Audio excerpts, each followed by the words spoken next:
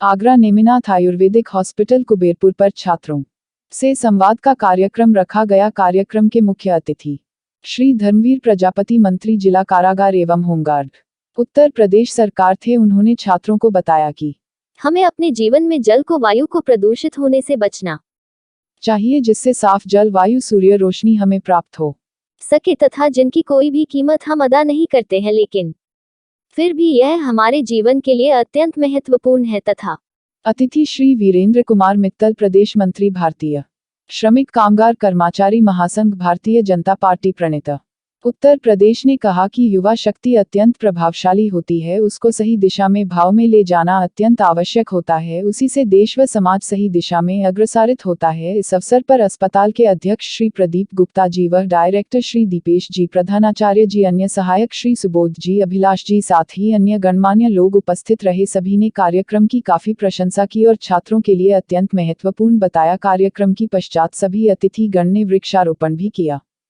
News times के लिए आगरा से सनी सालार की रिपोर्ट।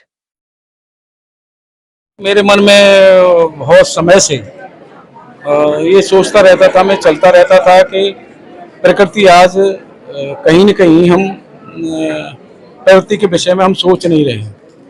प्रकृति का संरक्षण करना, संवर्धन करना, जल का संरक्षण संवर्धन करना, हमें इस विषय पे सोचना चाहिए। नहीं तो आगे आने वाली हमारी पीढ़ी है, बहुत परिस्थितियों का सामना करना पड़ेगा हमारी आने वाली पीढ़ी को।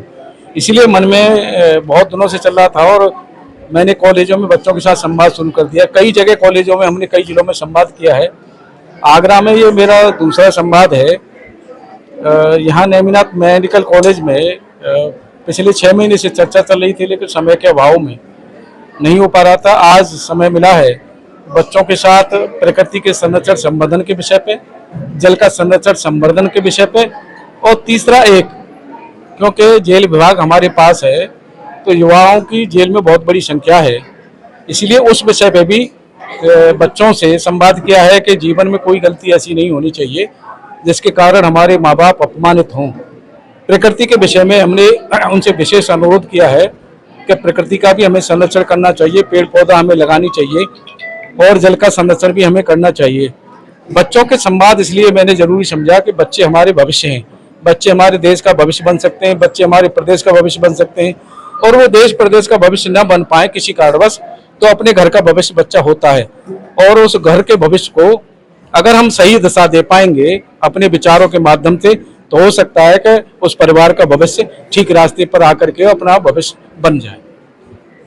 नमस्ते बंधुवर, मैं वीरेंद्र कुमार मित्तल, प्रदेश मंत्री, भारतीय श्रमिक कामगार कर्मचारी महासंघ, भारतीय जनता पार्टी से हूँ। आज नेमिनाथ होम्योपैथिक में युवाओं से सीधे संवाद का कार्यक्रम आयोजित किया गया, जिसमें हमारे मुख्य अतिथि माननीय जिला कारागार मंत्री श्री धर्मवीर जी रहे। प्रजापति जी ने बताया कि युवाओं को सही रास्ते पर लाने की बहुत आवश्यकता है, क्योंकि बहुत से युवा जेल जा रहे हैं, परेशानियों में खड़े हैं। ऐसा नहीं होना चाहिए।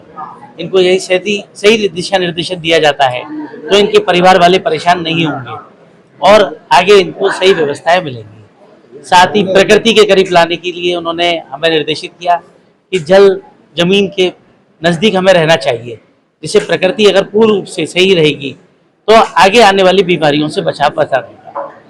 और मंत्री जी के द्वारा दिए गए निर्देशों का मैं अपील करता हूँ सभी लोग पालन करें, जिससे कि समाज को व्यवस्थित किया जा सके।